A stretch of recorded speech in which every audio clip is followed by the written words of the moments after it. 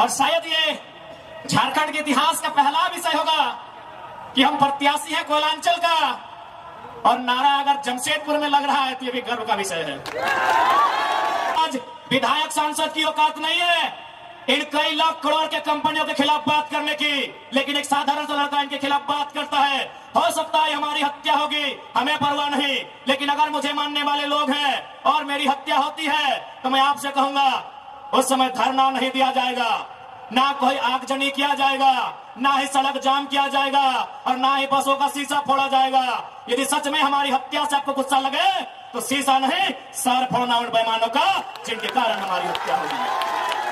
आज ये कोल्हान की धरती, आज इस धरती के चारों ओर बड़ी बड़ी इमारतें, न जाने कई हजार फैक्ट्रियां, कंपनियां, एक बड़ा उद्योग का क्षेत्र, लेकिन आज जब स्थानीय लोगों को वहां निम्न पाते हैं तो बड़ा सवाल आता है कि आखिर किसके लिए यह झारखंड राज्य अलग किया गया।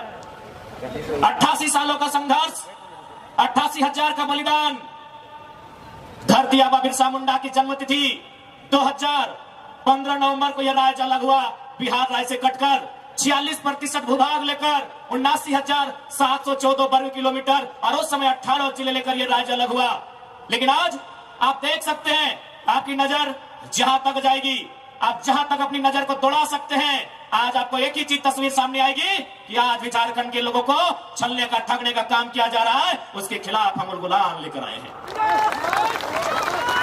इन साफ शब्दों में कहेंगे कि मर्यादा पुरुषोत्तम को श्री राम कहते हैं, मर्यादा पुरुषोत्तम को श्री राम कहते हैं, बांसुरी वाले को घनश्याम कहते हैं, मिसाइल मैन को अब्दुल कलाम कहते हैं, और जो टाटा बीसीएसएल से आंख मिलाए उसे टाइगर जयराम कहते हैं। मैं आपको इतिहास के पन्ने से परिचय करवाऊंगा। 1977 का वो साल था, लेकिन वो कोल्हान नहीं, वो कोयलांचल था। वो टाटा सीजवा नामक क्षेत्र था, और वहां के जीएम ने एक कोयलांचल के हीरे को ऑफर किया था कि हम तुम्हें कार देंगे। उस कोयलांचल के हीरे ने कहा था हमें कार नहीं, बदले में रैयतों के लिए रोजगार चाहिए।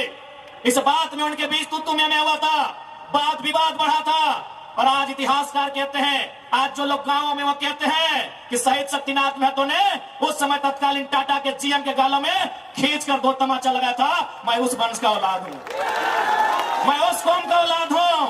हाँ, ये मानता हूं कि बदले में फिर बाद में शहीद शक्तिनाथ महतो की हत्या उसी टाटा के जीएम के नेतृत्व में हुआ था। आज उसी का पाई पाई हिसाब लेने आया हूं। अरे कब तक डरेंगे भाई? अरे क्यों डरेंगे? मौत से क्यों डरेंगे? मौत तो हमारे नसीब में है।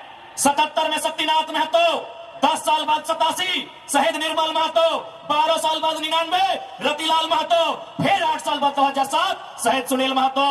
तो सुन लीजिए कंपनी के दलालों, 77, 87, 7, अंत में 7 आता है। अब सामने है 2027, आप तैयारी कर लीजिए जयराम महतो के लिए। आज विधायक सांसद की औकात नहीं है इन कई लाख करोड़ के कंपनियों के खिलाफ बात करने की, लेकिन एक साधारण सा लड़का इनके खिलाफ बात करता है। हो सकता है हमारी हत्या होगी, हमें परवाह नहीं, लेकिन अगर मुझे मानने वाले लोग हैं और मेरी हत्या होती है तो मैं आपसे कहूंगा उस समय धरना नहीं दिया जाएगा, ना कोई आगजनी किया जाएगा, ना ही सड़क जाम किया जाएगा, और ना ही बसों का शीशा फोड़ा जाएगा। यदि सच में हमारी हत्या से आपको गुस्सा लगे तो शीशा नहीं, सर फोड़ना उन बेईमानों का जिनके कारण हमारी हत्या हुई। आज मैं एक सवाल करूंगा इस भीड़ से, मैं सवाल करूंगा टाटा नगरी में बसे बड़ी बड़ी इमारतों में बैठे लोगों से कि जब 1907 में टाटा की स्थापना हुई थी, मालिक कौन था? टाटा का कोई होगा? आज 115 साल बीत चुके हैं, आज टाटा का मालिक कौन है? आज भी टाटा का मालिक टाटा का वंशी है। 100 साल पहले टाटा ने पूंजी का इन्वेस्ट किया था, आज 100 साल बाद भी टाटा का मालिक टाटा का वंशज है। लेकिन एक सवाल होगा मेरा, 100 साल पहले जिन कुर्मियों ने, जिन संथालियों ने, जिन हो ने, जिन गोड़ाई ने, जिन धीवर ने, जिन अल्पसंख्यक ने टाटा में जमीन दिया था, आज उस परिवार के पास क्या नौकरी है? आज हम सवाल करेंगे। अरे आपने पूंजी लगाया, 100 साल बाद आप मालिक है, हमने भी पूंजी दिया है। पूंजी 2 प्रकार की होती है इंपॉर्टेंट, एक जमीन, दूसरा अर्थ। अर्थ आपका, मालिक आज आप है, जमीन हमारी, हम कहां ये सवाल करेंगे। ये कैसा देश है जो कहते हैं गांधी का देश है, ये किसानों का देश है, गांधी जी कहते थे कि किसानों की आत्मा बसती है गांव में, तो आज कहां है गांव, आज कहां है किसान? केवल पूंजीवादी का हावी, आज चारों तरफ केवल कैपिटलिज्म के लोगों का दबदबा। ठीक है, हम विकास के विरोधी नहीं है, अरे हमने इंसान भी दिया है और जमींदार भी दिया है। हमने इंसान के रूप में कभी बिरसा भगवान को दिया, कभी भागीरथ मांझी, कभी तिलका मांझी को दिया, तो कभी निर्मल महतो, तो कभी सुनील महतो जैसे शेर को हमने दिया। और जमीन की बात कीजिएगा तो जहां तक टाटा की नजर जाएगी वो जमीन सारी की सारी हमारी है। क्या नहीं दिया हमने विकास के नाम पे? विकास के नाम पे हमारा कत्ल हुआ, विकास के नाम पे हमारा गांव उजाड़ा गया, विकास के नाम पे हमको लूटा गया। और आज अगर हम सवाल करेंगे तो आप हमें उग्रवादी जैसे शब्दों से नवाजेंगे। तो आज ये बात जान लीजिए, भले आज ही आपका समय है क्योंकि प्रधानमंत्री आपके हैं। सही बात है, किसानों के प्रधानमंत्री नहीं है। भले आप भावनाओं में वोट देते हैं, आज फिर किसान आंदोलन कर रहा है, किसान 700 मर चुके हैं, ये किसानों के प्रधानमंत्री नहीं है। अगर ये किसानों के प्रधानमंत्री होते तो एक रूल बनाते। 1984 तक टाटा ने जो 15,000 एकड़ जमीन का अधिग्रहण किया है उसमें मात्र 3,000 एकड़ में प्रोडक्शन का काम हुआ है, मात्र 3,000 एकड़ में कंपनी का एस्टेब्लिशमेंट किया गया है। यदि ये देश और ये वर्तमान के प्रधानमंत्री अगर किसानों के होते तो एक फरमान जारी करते कि बाकी जो आपके पास 12,000 एकड़ बचा है उसे पोल्ट्री फार्म खोलना है क्या? उसे पोल्ट्री फार्म खोलना है? जी नहीं, रियल एस्टेट को बेचना है। हमारी जमीनें टाटा डिसाइड करेंगे रियल एस्टेट को बेचना है। इसलिए अगर सच में ये किसानों के प्रधानमंत्री होते तो एक नियम बनाते, और ये नियम है भी, बकायदा न्यायालय में चर्चा हो चुका है कि यदि किसी कंपनी ने जमीन लिया है और उस जमीन पे काम नहीं हुआ है तो रैयत को वापस लौटाना चाहिए। टाटा ने 15,000 एकड़ जमीन लिया है, मानते हैं 3,000 एकड़ पर इन्होंने काम किया है, चलिए 3,000 एकड़ एक्स्ट्रा, अभी भी 10,000 एकड़ जमीन है जो इनके कब्जे में है, वो यहाँ के रैयतों को वापस मिलना चाहिए। तब मानेंगे ये गांधी का देश है, तब मानेंगे किसानों का देश है। आप बोलेंगे हम मान लेंगे, दीजिए 10,000 एकड़ जमीन वापस, तब मानेंगे किसानों का देश है, तब मानेंगे महात्मा गांधी का देश है।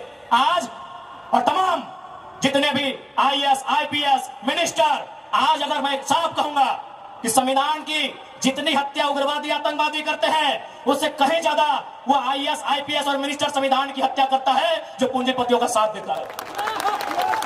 क्यों पता है? पढ़े लिखे लोग, पुलिसकर्मी भाई आप भी सुनिएगा कि आपके SP संविधान की हत्या कैसे करते हैं। हाँ, पुलिस वाली दीदी आप भी सुनिएगा कि आपके DC संविधान की हत्या कब करते हैं। भारत के संविधान को खोलिए, भारत के संविधान में प्रियम्बल आता है, प्रियम्बल में क्या लिखा है पता है? हम भारत के लोग सामाजिक, राजनीतिक, आर्थिक न्याय की बात लिखा है। हम भारत के लोग धर्मनिरपेक्ष समाजवाद का नाम लिखा है, समाजवाद, पूंजीवाद नहीं लिखा है, कहीं नहीं लिखा है। भारत के संविधान में समाजवाद लिखा है। हम भारत के लोग धर्मनिरपेक्ष समाजवाद भारत की निर्माण करेंगे। आज ये जो भी IAS, IPS अगर पूंजीवाद का पक्ष लेते हैं, नक्सली से भी बड़ा नक्सली वो IAS, IPS होते हैं। हाँ, हम सीधा ठोक के कहेंगे।